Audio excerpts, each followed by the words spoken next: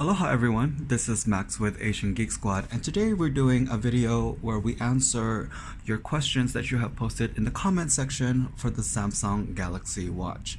Now I have the watch itself currently charging because I forgot to charge it last night, so I'm going to go ahead and try to answer the ones that don't require the phone right away. Alright, let's get started.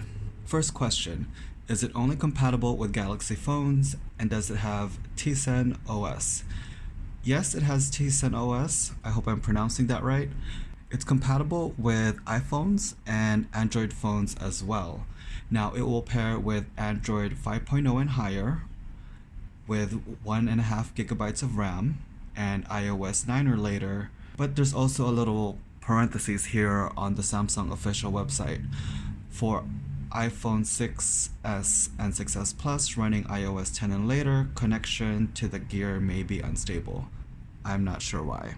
Alright, so that's pretty much it. So if you have a newer phone or a mid-range phone that you purchased this year, you should be able to use the Samsung Galaxy Watch. However, to get all the features from the watch, a Samsung device would be best. Second question, love your content on the watch. Mahalo. Thank you. May I ask the size of your wrist? I'm trying to work out which version to get. Alright, have a tape measure here. Let's measure.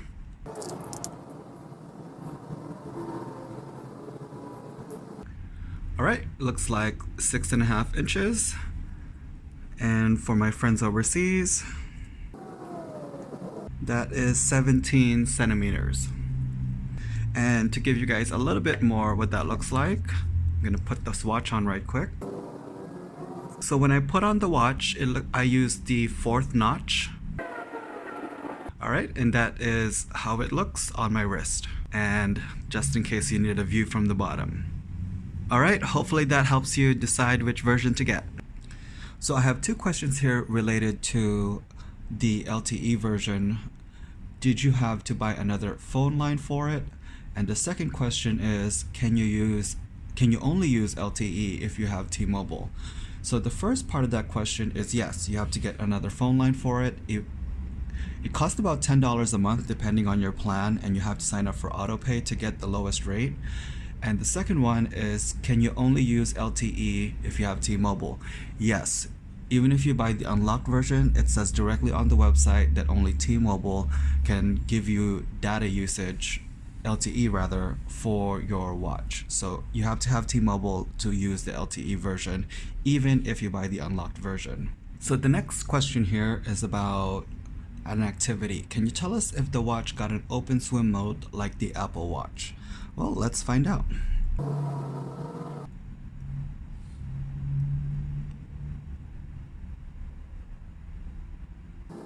No, it does not.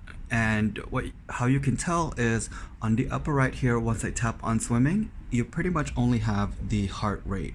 And if I go back and choose another activity such as running, it will give you the green GPS locator and the heart rate.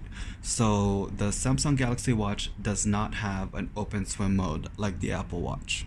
Have you used LTE and made phone calls? Mine keeps overheating and going into cooldown mode after a few minutes into the call. Debating on returning or exchanging it. Yes, return it. Yes, exchange it. Yes, I have used LTE and made phone calls, and I have not had those issues that you're having. That sounds like a hardware issue. Please return and exchange it while you're in the return period. Just do it. Go to the store. Go now. Yeah, please go. Alright, next question is one of our friends from India wanted to buy a Samsung watch 42mm non-LTE, but it's not available in India right now. If I order it from the US, will I have any problem using it in India, or will it work just fine? Please reply. Yes, it will work in India just fine. Just make sure you have a compatible watch, which we talked about a little bit earlier. If you have a Samsung watch, you can buy the Bluetooth version and your watch will work like it would anywhere else in the world. Okay, next question here. Am I able to have a chronograph display on the Galaxy Watch? A chronograph watch face is a deal breaker for me. Alright, I actually had to Google chronograph a little bit earlier, but yes, it is available. So here we just go into watch face, and you can actually tap on more, and from here you can find any watch face that you could possibly want. Some are free, some are not, and here is one that is a Swiss made Foster certified chronometer for $1.49, and I'm sure you can find a free version as well. Alright, so the next question here is about data limitation. I think I read that all wearables except Apple Watch are limited to 500 kilobits per second on T-Mobile. Is that true? Now, I found this directly from the T-Mobile website, that if you pair a phone with a wearable such as Galaxy S3 or perhaps even an Apple Watch, it doesn't state here one or the other, that you have unlimited data, but it's capped at 512 kilobits per second, and you get calls and texts on both devices. So yes, it's capped, and yes, it costs $10. I'm not sure if it's just non-Apple Watches, but for the sake of the Samsung Galaxy Watch, yes, it is capped at 512 kilobits per second. But just as a heads up, when I did stream Spotify, I had no issues whatsoever. Right, next question. Does this watch have sound or only vibration feedback? It actually has both, and I'll go into settings here, and there's even a setting for it, sound and vibration.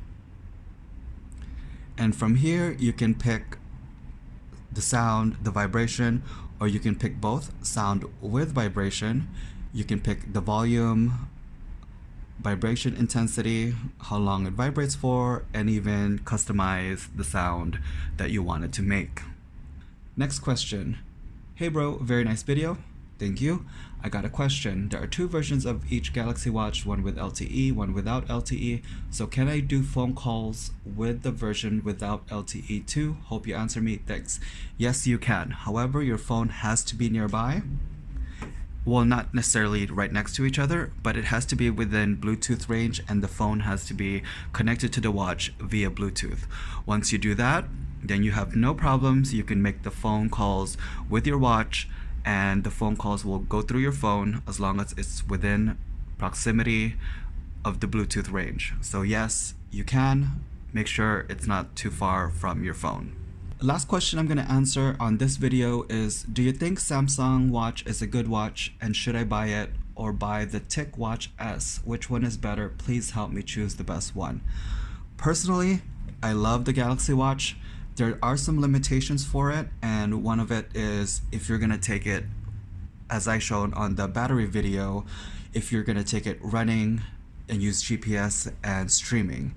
So for example, for me, one of the downfalls of this is I like to go exercise for long periods of time. So for example, the other week I just did a 80-mile bike ride that took 5.5 hours.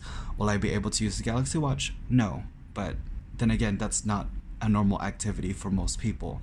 So I actually do recommend the Galaxy Watch, even the LTE version. I do think the Samsung Watch is a great watch. I don't recommend it as a fitness tracker. If that's the primary use of this watch, then do not get this watch itself. However, if you need a smartwatch, the Galaxy Watch is a great watch. The battery life on it is great, especially if you're not planning to use it for GPS for long periods of time. And I know that the battery mode just went on, but I did not charge this overnight, just as a heads up. And I recommend it over the TicWatch S if you have a Samsung device. Now, if you prefer Android Wear and you have a pure Android device, then the experience is a little bit different. However, if you have a Samsung device, get a Samsung Galaxy Watch. It's definitely worth it. Alright guys, well hopefully I've answered some of your questions about the Samsung Galaxy Watch. Thank you guys for watching.